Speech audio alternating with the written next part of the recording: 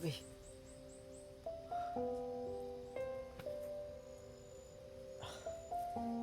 Duda ko. Epekto. Epekto yun sa paggamot ko ni Badan mga tol.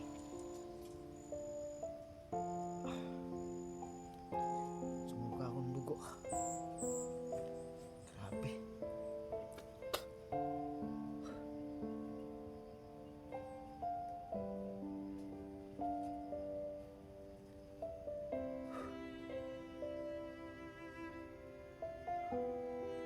Siguro sa paggamot ko ni Badan, yun ang duda ko. Kaya ako nanghina.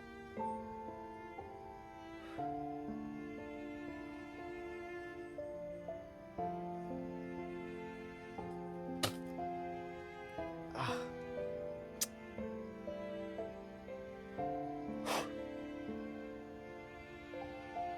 Sumuka ako ng dugo. Sakit ang ulo ko.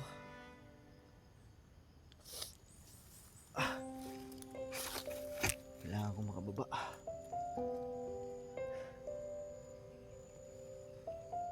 Ay. Ah. Ah. Ay. Ah.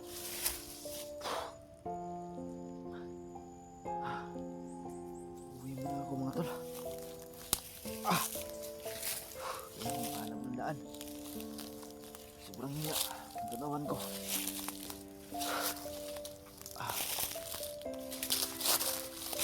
Guys.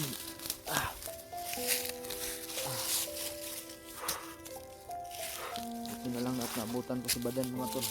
Patay natin yung masamang espiritu sa kanyang katawan. Gusto niya pa akong hamunin.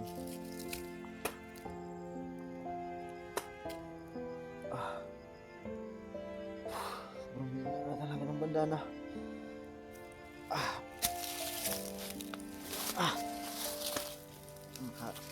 Pagka-uwi na ako makapagpahinga.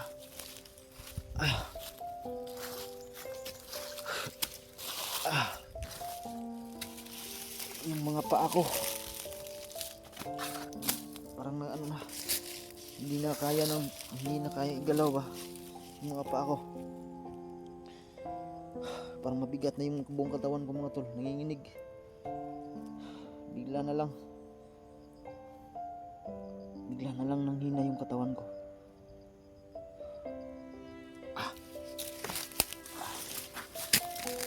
Okay.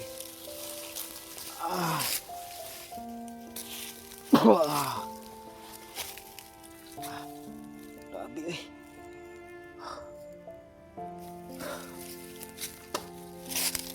Grabe akong tuwan. Kurkurug ah. Nanginginig. Nanginginig yung mga tuhod ko.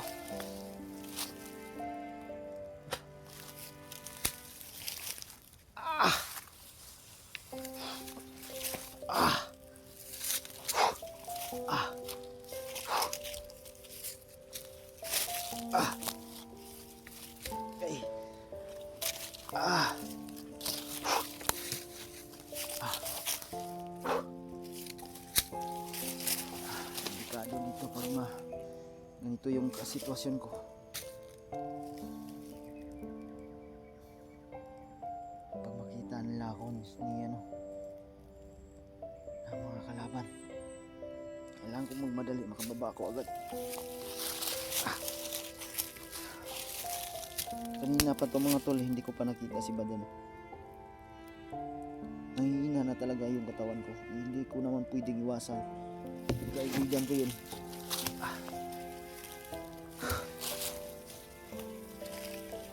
Wala nang ibang magtulungan kundi kami lang sa bundok. Hindi ko pwedeng pabayaan. Tingnan na lang si Badan na ganun, na kinukontrol ng ibang mga klaseng mga demonyo sa pumasok sa kanyang katawan. Hindi ko kaya panoorin na ganun na lang. Hindi ko kaya. Nahihilo ako. Nahihilo ako mga tol.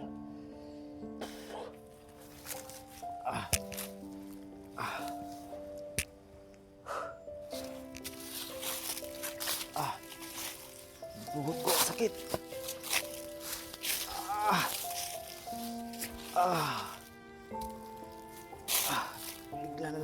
pa ng dugo. Siguro yun kanina pag-orasyon ni Badan sa akin, yung mga patama niya. Hindi naman gaano malakas mga tol.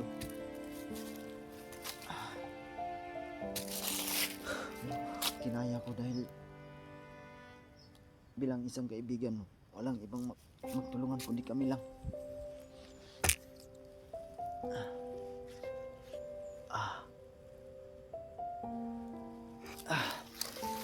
Pahinga muna ako dito.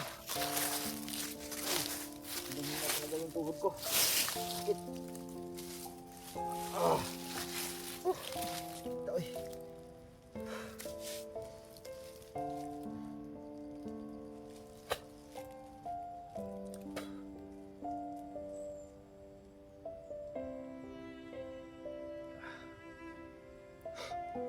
Sakit ng ulo ko mga tol. Ang sakit.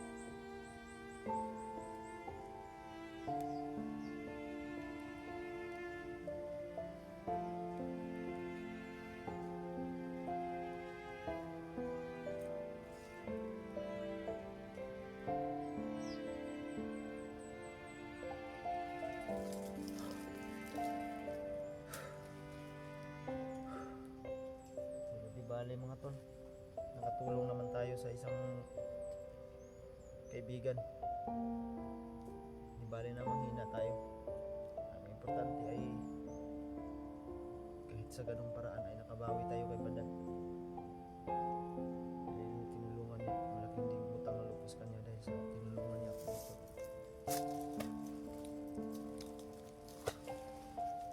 Yung nasagupa ko talaga mga tol, yung tulad ng sinabi ko kanina, yung 5 commander, isang babae, tapos may isa pa na pinakamalakas talaga, sobrang lakas. Kaya ko naman yun, pero sa dahilan na marami sila, 5 sila mga tol, pinagtulungan nila ako. Yung pa si Senyor Supremo, si Kevin at saka si Supremo, 5 pinagtulungan nila ako. Yun sana yung ibig kong sabihin na surprise, dahil nakita ko na si Bibi Limil, kaya hindi ako gumawa ng video. Positive ba? Hindi ko pala inaasahan na ganun pala, may mataas pa pala sa kanila na 2, isang babae at isang lalaki. Yung itsura niya hindi ko maipaliwanag mga tol, kasi yung paningin ko gumilim na. Buti na lang hindi ako pinabiyaan ng bandana, inayo niya ako dun. Kawaan ko lang si Bibilim eh. Naawa ako kay Bibilim.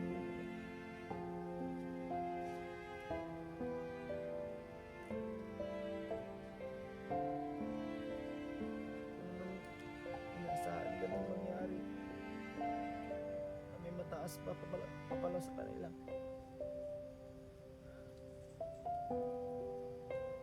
Akala ko si Senyor Supremo lang at si Supremo at saka si Gibid, meron pa pala mga to.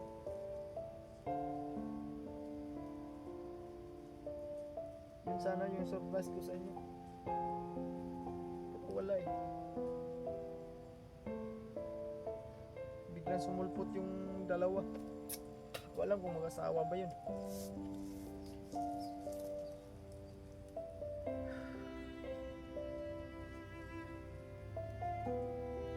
Pero kung actual lang talaga magka-encuentro, tapos nasa kondisyon yung bandana mga tol, yung agimat ko, yung bandana ni Bibi Limil, ay kayang-kaya ko talaga.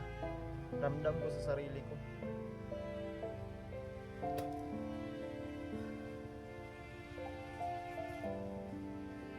Sana.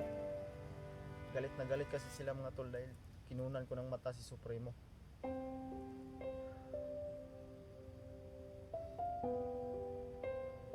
Tapos sunod, papatayin ko na talaga yung hudas na yun.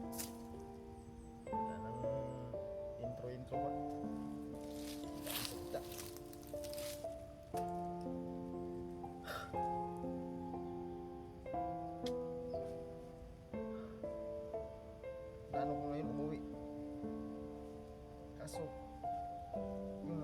ko, ang sakit.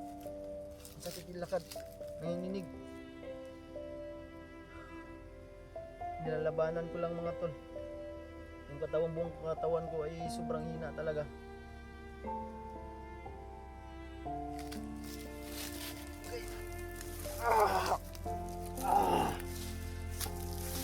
Grabe. Ganito pala pag makinan ka ng kapangyarihan. Sobrang hina ng katawan mo. Hindi talaga may asahan na ganun mangyari mga tol. Pero pasalamat pa rin tayo dahil natulungan ko si Badan. Nakabawi man lang ako. Kanya kahit kunti.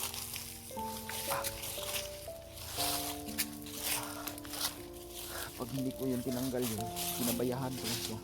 Ikapapahamak ni Badan mga tol.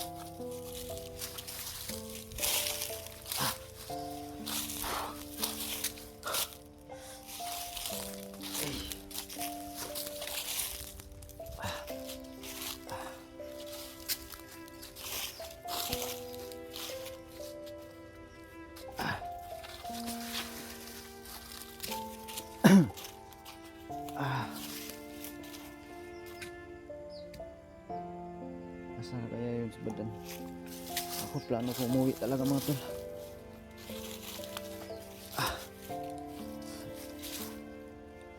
Siguro kailangan ko makapag-alay. Makapag-alay sa banda na nabibilin yun. Paranda. Agay!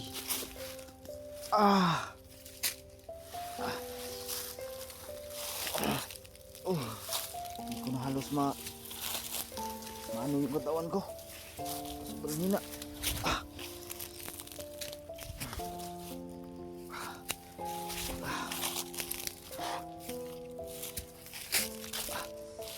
Kailangan ko mag-alay para bumalik yung lakas ng bandana.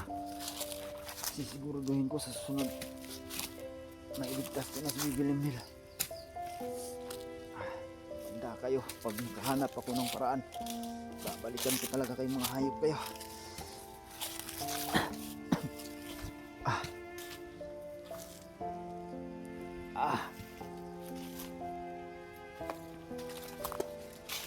Grabe.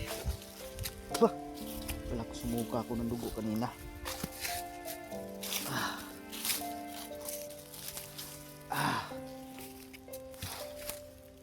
Kailangan ko magmadali. Hindi ko bumaba.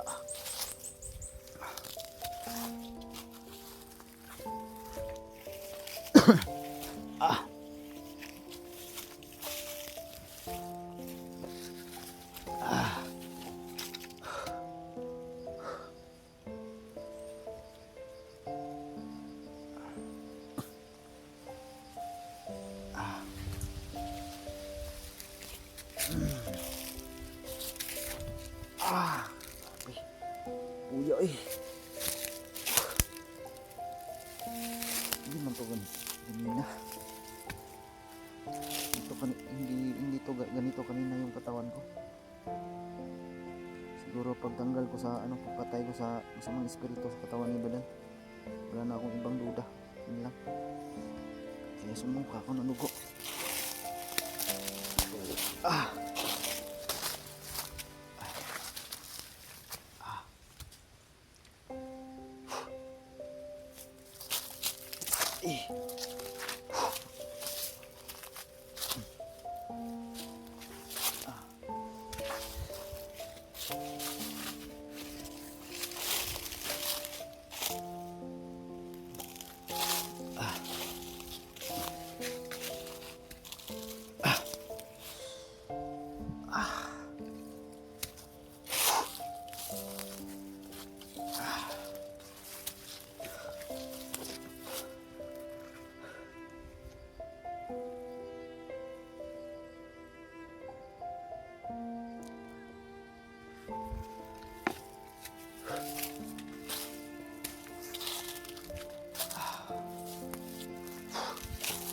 Hindi ko lang sana na-encuentro yung 5 commander mga to. Yung babae at saka yung lalaki. Sobrang lakas talaga nila. Pinagtulungan nila akong ginamitan ng orasyon. Kaya, yun, napilitan akong umatras. Hindi pa rin ako susuko.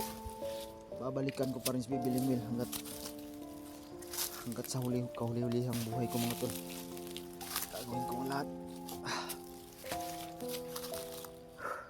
Maligtas ko lang si Bibiling Will.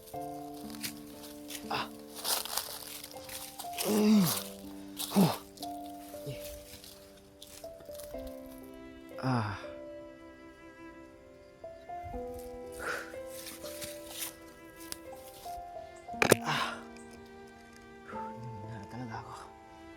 Ang sakit ng ulo ko. Sakit ng ulo ko.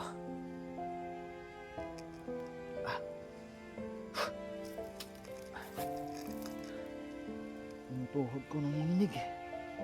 Sobrang inig.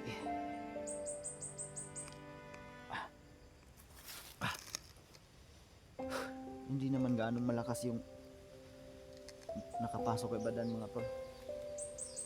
Kaso lang, gumamit na ako ng kapangyarihan kaya yun, siguro sumuka ako ng dugo. Hindi basta-basta pag tumatay ka ng masamang espiritu. Naubusan ko talaga ng lakas. Tuhod ko ang sakit. Sabi sakit sa kong tuhod. Nanginginig, sakit ng ulo ko. Okay.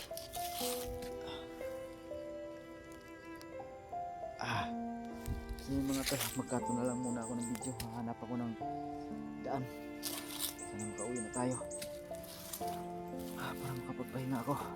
Maghanap rin ako ng alay para mamalak yung lakas ng bandana. Hindi ako susuko hanggat hindi ko nakukuha sa Bibiling Will. Gagawin ko ang lahat. Magkat tayo ng video. Pagdating natin sa unahan mga tol. So yan, like and share sa ating video. Sana ay walang masamang nangyari sa mga kasamahan natin, si Badan at si Dax. That.